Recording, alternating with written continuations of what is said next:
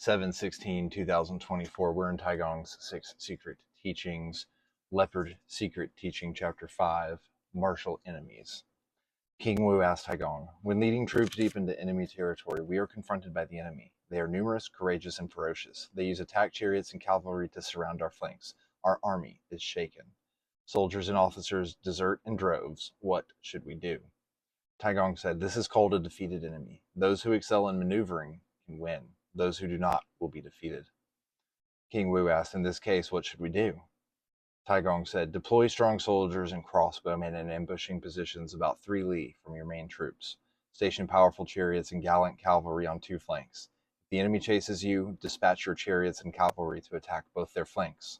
They will be chaotic. Your fleeing soldiers will hold their ground.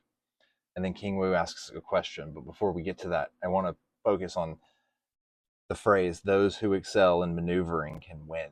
Those who do not will be defeated.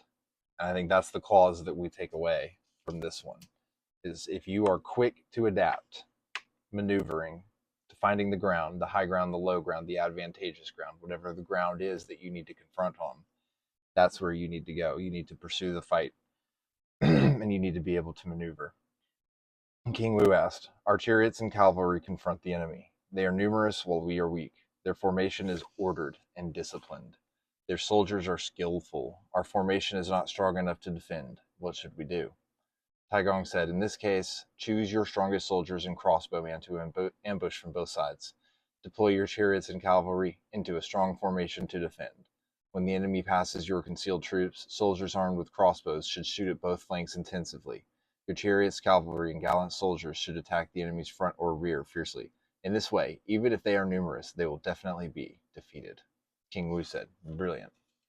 And I think that's just the thing, is maneuvering. And that's just what we have to focus on.